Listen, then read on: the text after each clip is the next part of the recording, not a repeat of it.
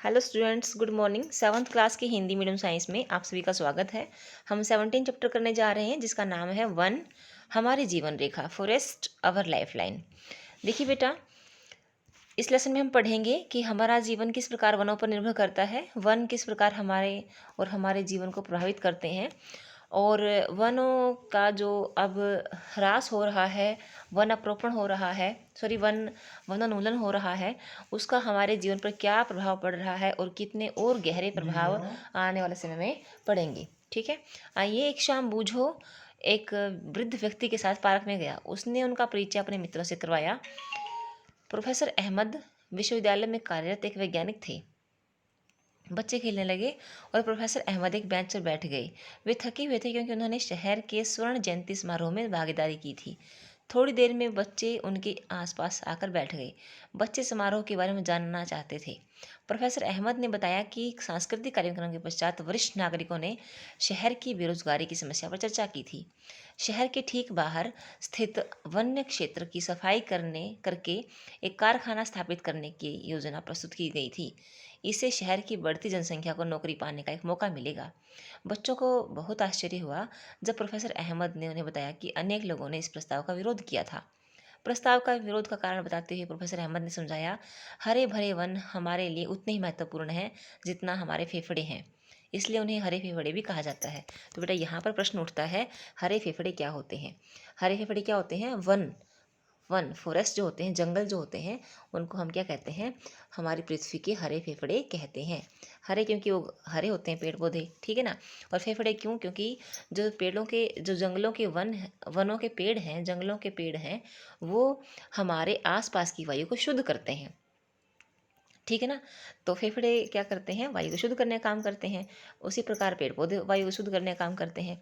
तो पेड़ पौधे हमारे लिए हरे फेफड़ों की तरह काम करते हैं।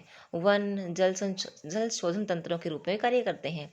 जब खराब पानी वनों से गुजरता है ना, तो सारी गंदगी वनों में रह जाती है, धूल मिट्टी पत्थर आदि, और जो साफ पानी है वो वनों से निकल के बाहर आता है।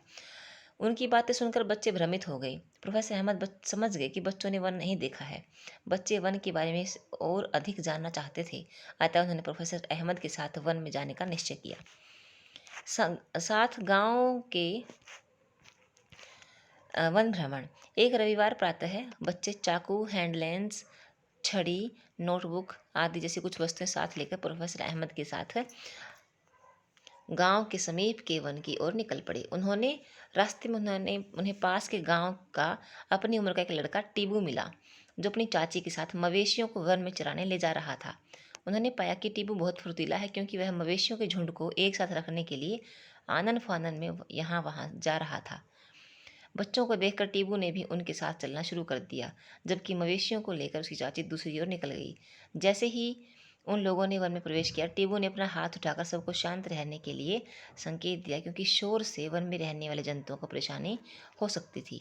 फिर टीबू उन्हें वन में ऊंचाई पर स्थित ऐसे स्थान पर ले गया जहाँ से सभी वन का व्यापक दृश्य देख सकें। बच्चे आश्चर्यचकित हो गए, क्योंकि उन्हें दूर दूर तक कहीं भी जमीन दिखाई नहीं दे रही थी।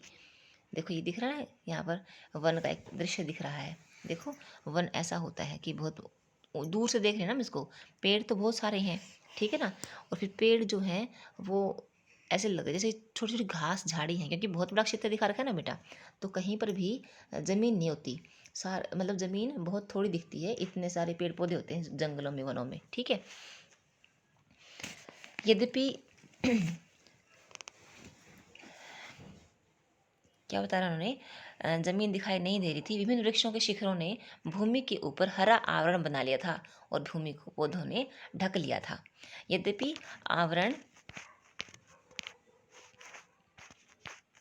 समान रूप से हरा नहीं था, वहाँ का वातावरण शांत था और ठंडी हवा मंद गति से बह रही थी। इससे बच्चे काफ़ी तरोताज़ा और प्रसन्न हो गए। ठीक है बेटा, तो आज इतना ही पढ़ना, आगे हम कल करेंगे। आज के लेक्चर में इतना ही। इसी का thank you and all the best.